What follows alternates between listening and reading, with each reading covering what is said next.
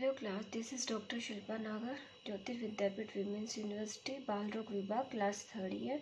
तो आज का सेशन हम स्टार्ट करने जा रहे हैं। आज के सेशन में हम पढ़ेंगे, आज का जो सेशन नंबर है वो है हमारा 2.6। इस सेशन में हम पढ़ेंगे जो हमने 2.5 सेशन में पढ़ा था पोलियोमाइलाइटिस, और उसके पहले जो पढ़ा था हमने 2.4 में स्कंदग्रह का जो कोरिलेशन था हमारा पोलियोमाइलाइटिस, इन्फेंटाइल हेमीप्लेजिया या फिर कैवर्नस साइनस थ्रोम्बोसिस। तो पोलियोमाइलाइटिस की डिटेल्स हम कंप्लीट कर चुके थे ना। अब हम पढ़ेंगे इन्फेंटाइल हेमीप्लेजिया, इसकी डेफिनेशन, सिम्टम्स क्या हैं, कोजेज क्या है, कैवर्नस साइनस थ्रोम्बोसिस के causes, sign, symptom, treatment, investigation क्या करवानी चाहिए। और हम पढ़ेंगे यूनिलैटरल एक्जोप्थैलेमोसिस क्या होता है, इसके कोजेज क्या हैं। ओके, तो स्टार्ट करते हैं आगे। तो हम स्टार्ट करते हैं। जो मॉडर्न कोरिलेशन है इन्फेंटाइल हेमीप्लेजिया, इसको हम हत एक पक्ष या बाल पक्षाघात बोलते हैं। हत एक पक्ष जो सिम्टम हमने स्कंद ग्रह के लक्षणों में पढ़ा था, उसके रिगार्डिंग हमने स्कंद ग्रह को जो इन्फेंटाइल हेमीप्लेजिया है उससे कोरिलेट किया। हत एक पक्ष यानी कि पैरालिसिस या हाफ बॉडी का पैरालिसिस। तो infantile hemiplegia, what is this? Infantile hemiplegia है, डेफिनेशन से स्टार्ट करेंगे हम सबसे पहले। This is the paralysis of half of the body, कि शरीर के एक पार्ट का राइट हाफ या लेफ्ट हाफ का पक्षाघात होना है, पैरालिसिस हो जाना ही हेमीप्लेजिया होता है। हेमी यानी कि हाफ, प्लेजिया यानी कि आघात, यानी कि बॉडी का कुछ काम न करना, पैरालिसिस हो जाना। तो हेमीप्लेजिया हो गया, हाफ बॉडी का पैरालिसिस हो गया। इसका मेन कोज क्या होता है हेमीप्लेजिया का? सेरेब्रोवेस्कुलर एक्सीडेंट होते हैं। सेरेब्रोवेस्कुलर यानी कि जो भी हमारे सेरेब्रम की या ब्रेन की वेसल्स हैं उनमें एक्सीडेंट का मतलब है या तो इस्चेमिया की कंडीशंस आ रही है या फिर उनमें हेमोरेज की कंडीशन हो रही है, ट्यूमर बन रहा है। दो ही कंडीशन बनेगी, ट्यूमर होगा या फिर आर्टरीज होगी, बस्ट हो जाएगी तो हेमोरेज होगा। तो इस्चेमिया और हेमोरेज दो ही कंडीशंस होगी जिससे हमें CVA हो सकता है। CVA मेनली अगर राइट बॉडी पार्ट अफेक्टेड है तो जो हमारे सेरिब्रोवेस्कुलर एक्सीडेंट हुआ है वो लेफ्ट बॉडी पार्ट में, लेफ्ट साइड माइंड में हुआ है, ब्रेन में हुआ है। अगर हमारा लेफ्ट पार्ट अफेक्टेड है तो जो सेरिब्रोवेस्कुलर एक्सीडेंट हुआ है वो right side of the brain में हुआ है। इसके कुछ कोजेज होते हैं जो हमने डिवाइड किए हैं एक्यूट, सब एक्यूट एंड क्रोनिक कोजेज में। पहले जो एक्यूट कोजेज है सेरेब्रोवेस्कुलर एक्सीडेंट के, उनमें आता है ट्रोमा हो सकता है। ट्रोमा किस कंडीशंस में हो सकता है वो हम देखते हैं अभी। ट्रोमा को एक्सप्लेन करते हैं तो सेरेब्रल थ्रोम्बोसिस की वजह से हो सकता है ट्रोमा, एम्बोलिज्म की वजह से। सेरेब्रल जो थ्रोम्बोसिस है, थ्रोम्बस आ कहाँ सकता है? थ्रोम्बस आएगा, एक क्लोट मान सकते हैं थ्रोम्बस को, ब्रेन में कहीं उसका ऑक्लूजन हो जाएगा तो उसे सडन ट्रोमा की कंडीशंस भी हो सकती है। सेरेब्रल थ्रोम्बोसिस से ट्रोमा, एम्बोलिज्म की वजह से, या हिमरेज की कंडीशन हो सकती है जब थिनिंग ऑफ ब्लड वेसल्स हो गई है, लाइक हाइपरटेंशन की कंडीशन में बनेगा हाइपरटेंसिव सेरेब्रोवेस्कुलर एक्सीडेंट, और ट्यूमर की कंडीशंस होगी जिसकी वजह से सेरेब्रोवेस्कुलर एक्सीडेंट होते हैं। दूसरे कोजेज से हमारे जो कोजेज रिलेटेड टू आर्टरीज है, आर्टरीज में थ्रोम्बोसिस हो सकता है या स्टेनोसिस हो सकता है।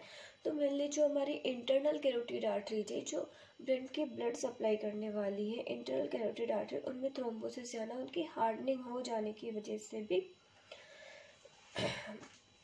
सेरेब्रोवेस्कुलर एक्सीडेंट हो सकते हैं।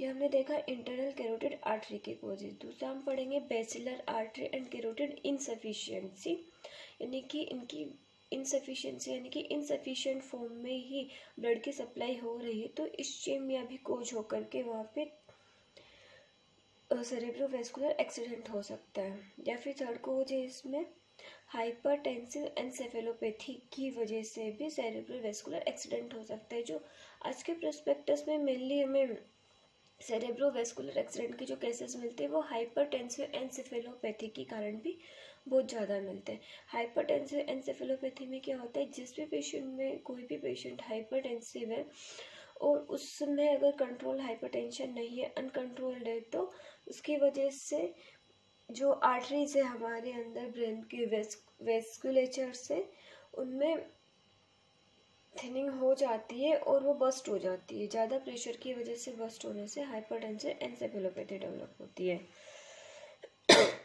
देन हम पढ़ते हैं इन्फेक्शियस कोजेज क्या होते हैं इन्फेंटाइल हेमीप्लेजिया के।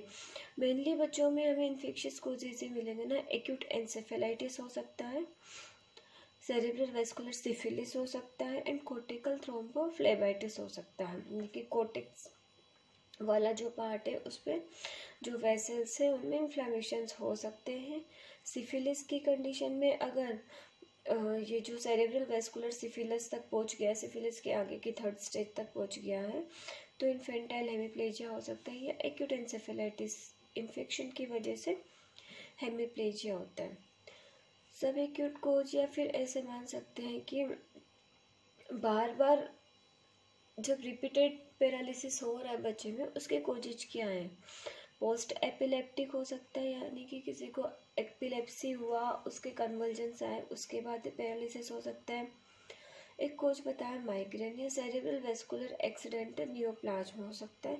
Internal carotid artery stenosis, hypertension या डायबिटिक कोमा, कॉन्ट्यूजन फॉर्मेशन हो गया है, या एन्सेफेलाइटिस। इन कंडीशन में भी थोड़े टाइम के लिए और बार बार पैरालिसिस होता है पेशेंट को। क्रोनिक हेमीप्लेजिया कब होता है? क्रोनिक हेमीप्लेजिया होता है मस्तिष्क विद्रति, सेरेब्रल एब्सिस की कंडीशन में, नियोप्लाज्मा की कंडीशन में। इनमें क्या होता है कि जो सेरेब्रल एब्सिस है या नियोप्लाज्मा धीरे धीरे अपनी साइज में ग्रो करते हैं।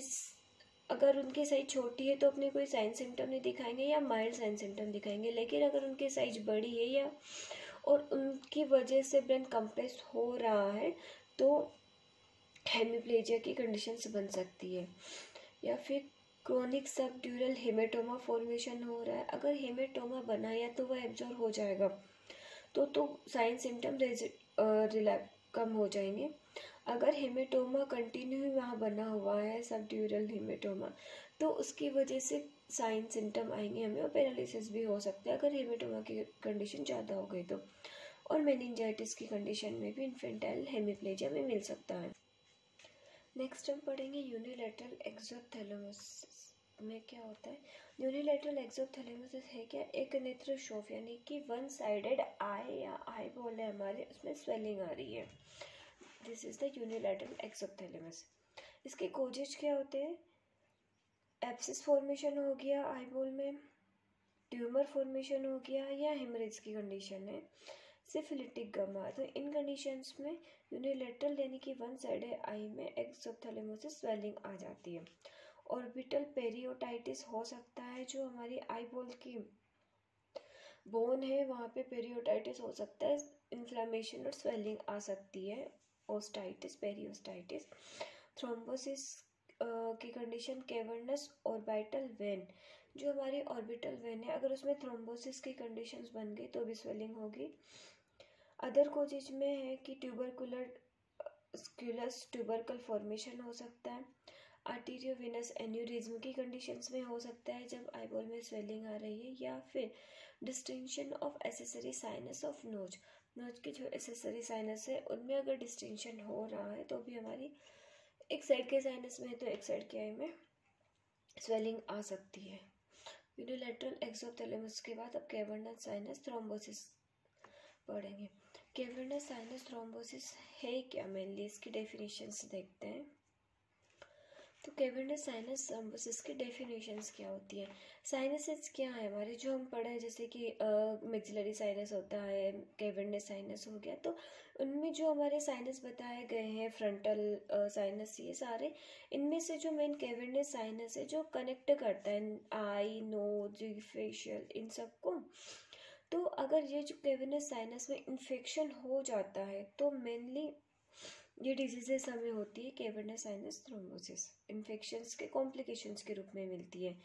मेनली होता क्या है कि जो हमारे पास फॉर्मेशन करने वाले बैक्टीरिया उनका इन्फेक्शन होता है, वो भी होता है नोज में। नोज में जब इन्फेक्शन हुआ तो वो आगे ट्रीट नहीं हुआ है तो लीड करेगा कैवर्नस साइनस में इन्फेक्ट करेगा। मेनली कैवर्नस साइनस में है क्या, जो हमारी ऑफ्थेल्मिक वेन है, फेशियल वेन की जो एनास्टोमोसिस है, इनके थ्रू कैवर्नस साइनस में डायरेक्ट इन्फेक्शन होता है। कैवर्नस साइनस में जो फेशियल वेन से हमारी या फिर ऑफ्थेल्मिक वेन है, डायरेक्ट जाकर वहाँ पे खुलती है, और जो भी इन्फेक्शन ऑफ्थेल्मिक या फिर फेशियल वेन के थ्रू जा रहा होगा वो कैवर्नस साइनस में जाएगा और वहाँ पे इन्फेक्शन करेगा। कैवर्नस साइनस का जो मेन कोज हो गया वो हो गया इन्फेक्शन, वो भी जो हमारे बैक्टीरिया है जो कि पस फॉर्मेशन करने वाले हैं उनका इन्फेक्शन होता है। इसके जो साइन सिम्टम्स होते हैं वो पढ़ेंगे। अब कैवर्नस साइनस के जो सिम्टम होंगे, स्टार्टिंग में होता क्या है कि फीवर आता है, एक्यूट एंड बहुत ज़्यादा फीवर होता है, यानी कि हाई ग्रेड फीवर रहता है इसमें। ड्राउजीनेस होगी, और जो भी हमारी जिस साइड का भी या साइनस है या फिर जो भी आई इन्फेक्ट हुई है वहाँ के जो आई लीड होगी उसमें प्रोक्टोसिस हो जाएगा। इसके बाद क्या होता है, 1 to 2 आवर में या मैक्सिमम 1 या 2 डेज में जो हमारी वेसल्स हैं आईलिड्स की, उनमें डायलेशन होना स्टार्ट हो जाता है। तो हुआ क्या इसमें, जब हमारी आईलिड की वेसल्स में डायलेशन स्टार्ट हो गया, देन डायलेशन के बाद वहाँ पे कीमोसिस होता है, यानी कि वहाँ पे स्वेलिंग डेवलप हो जाती है। स्वेलिंग डेवलप होने के बाद जो हमारी आई बॉल मसल्स हैं या आई मसल्स हैं, मोमेंट के लिए उनमें पैरालिसिस हो जाता है।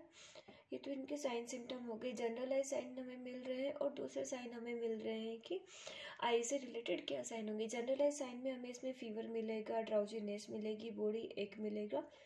ओके, उसके बाद जो ये तो जनरल साइन हो गए जो सेप्टिसीमिया की वजह से हमें या फिर उस कंडीशन में आ रहे हैं जब वायरेमिया बैक्टीरियमिया की कंडीशंस हो चुकी है। दूसरे हमें आई रिलेटेड साइन जो सिम्टम मिलेंगे उसमें मिलेगा कि प्रोक्टोसिस की कंडीशन मिलेगी। जो प्रोक्टोसिस है वो 1 to 2 डेज में ही मैक्सिमम होगा, यानी कि पूरा का पूरा आई इन्वॉल्वमेंट हो जाएगा। जब हम फंडोस्कोपी करेंगे, आई टेस्ट करेंगे, तो उसमें हमें blurring of the disc margin मिलेगा, एनगोर्समेंट ऑफ रेटिनल वेंस दिखाई देगी। अगर इस कंडीशन में हमने आगे ट्रीटमेंट नहीं किया है, ठीक नहीं होता है, तो आगे ये सीवियर कंडीशंस बनती जाएगी। इसमें क्या होगा कि थ्रोम्बोफ्लेबाइटिस और ज़्यादा होता रहेगा, यानी कि जो हमारी वेसल्स हैं उनमें इन्फेक्शन ज़्यादा हो जाएगा, इन्फ्लामेशन ज़्यादा हो जाएगा।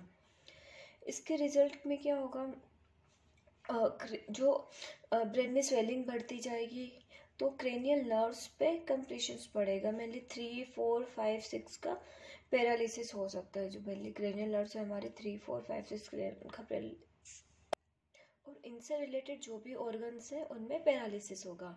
उसके अलावा जब हम इन्वेस्टिगेशंस की बात करते हैं, तो इन्वेस्टिगेशन में CSF प्रेशर्स बड़ा होगा, देखिए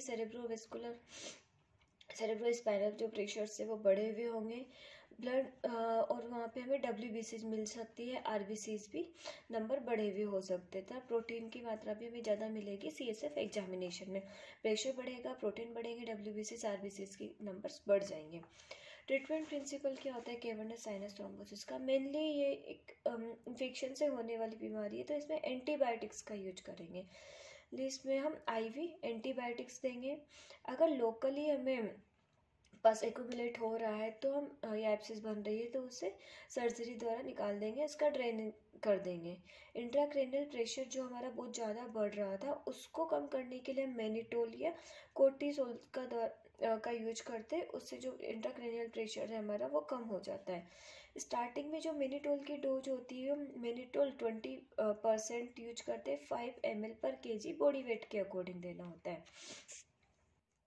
स्टार्टिंग डोज देने के बाद जो 5 ml थी उसको हम 2 कर देंगे, सेकेंड डोज हम उसको 2 ml पर kg बॉडी वेट के अकॉर्डिंग देंगे, और 6 to 8 आवर के अंतर से, तो हम उसको 6 to 8 आवर में उसे 2-3 तक कंटिन्यू कर सकते हैं। इससे जो हमारा इंट्राक्रेनियल प्रेशर है वो कम होगा, और साथ में हम जो एंटीबायोटिक ट्रीटमेंट कर रहे हैं उससे इन्फेक्शन कम होगा, और थ्रोम्बोफ्लेबाइटिस की कंडीशंस आगे नहीं बढ़ेगी। तो कैवर्नस साइनस थ्रोम्बोसिस के साइन सिम्टम डेफिनेशन इन्वेस्टिगेशन और ट्रीटमेंट कंप्लीट हुआ।